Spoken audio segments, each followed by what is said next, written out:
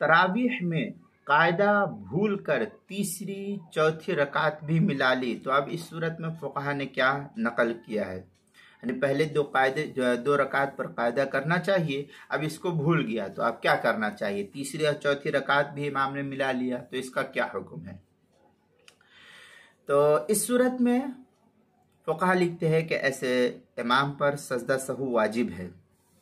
अगर सजदा सहू कर लिया तो इसमें फिर दो कौल नकल किया है फुक़हा ने।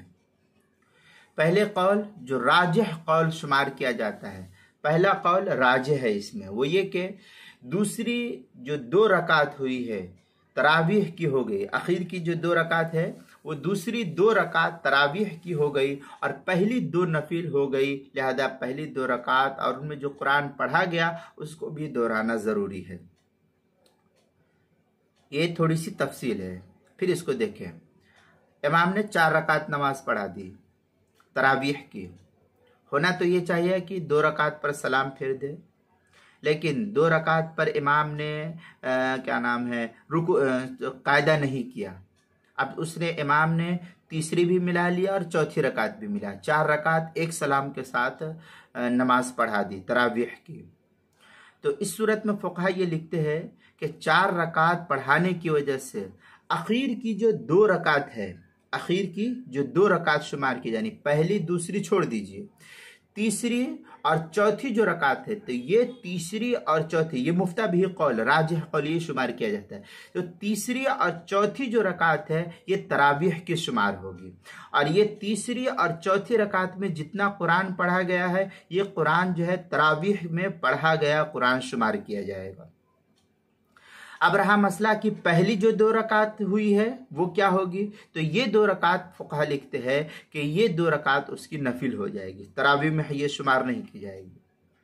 अब इस 2 रकात में जो कुरान करीम पढ़ा गया है, चाहे हुफ़ाज एक सफ़ा पढ़े या एक रुकू पढ़े या 2 रुकू पढ़े या जितना भी पढ़ता है, जो हाफिज जितना भी पढ़े, तो पहली 2 रकात में जो यहाँ पर पहली 2 रकात में जो कुरान मुक़द्दस पढ़ा गया है, इस कुरान मुक़द्दस को तरावीह में शुमार नहीं किया जाएगा। लिहाजा आपका जो आपकी जो 2 रकात आखिर की है ये तरावीह की शुमार होगी और इसमें कुरान पढ़ा गया ये तरावीह का शुमार किया जाएगा। और पहली 2 रकात जो है ये तरावीह की नहीं होगी, लिहाजा इसमें जो पढ़ा गया कुरान है ये भी तरावीह का नहीं होगा। आपको ये जितना कुरान आपने पहली 2 रकात में पढ़ा है, इन दोनों रकात के पढ़े हुए को वापस आपको आप जो फिर से नमाज पढ़ेंगे तरावीह की, उसमें आपको पढ़ना ज़रूरी होगा।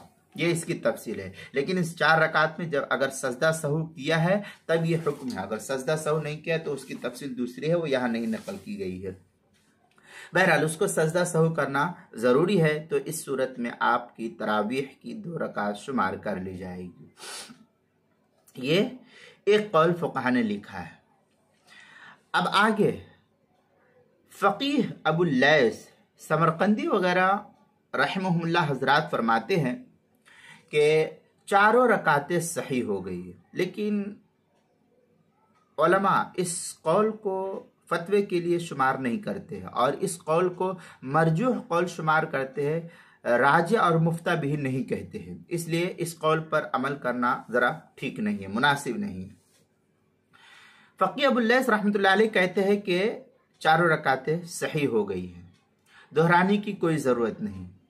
जब पहली 2 रकातों में कुरान की तिलावत ज़्यादा मिक़दार में हुई हो और उसको दोहराने में लोग बोझ महसूस कर रहे हो, तो इस दूसरे कौल पर भी अमल करने की गुंजाइश है। और अगर सजदा सहू नहीं किया तो 4 रकात और उनमें जो पढ़ा गया कुरान है उन सबों का दोहराना ज़रूरी नहीं। 4 रकात भी आपको फिर से तरावी में पढ़नी पड़ेगी और ये 4 रकात थी, ये 4 रकात भी आपकी तरावी नहीं होगी।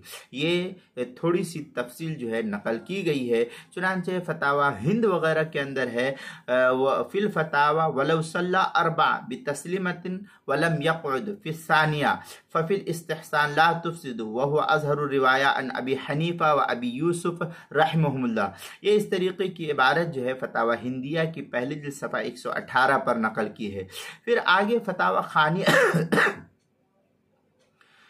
फतावा खानिया वगैरह के अंदर है, इदा सल्लल इमाम अरबा रकआतिन बितस्लीमतिन वाहिदा वलम यक़उद फिस्सानिया फिल क़ियास तुफ़सिदु सलातो व हुवा क़ौलु मुहम्मद व ज़ुफ़र रहमहुमुल्लाह व फिल इस्तिहसान व हुवा अज़हरुर रिवाया अन अबी हनीफ़ा व अबी यूसुफ रहमहुमुल्लाह। इस तरीके की इबारत। और फिर आगे जो है कहते हैं क़ालल फ़क़ीह अबुल लैस रहमहुल्लाह ताला तनूब अन तस्लीमतैन। इस तरीके की इबारत जो है फतावा खानिया की पहले जी सफ़ा 239 और 240 पर इसको नकल किया है। और तरावीह के मसाइल उर्दू किताब है, ये रिसाला तकरीबन 20-22 सफ़े का ये रिसाला है, उसके सफ़ा नंबर 4 और 5 पर भी इसको नकल किया है, वहाँ भी इसकी तफसील देखी जा सकती है।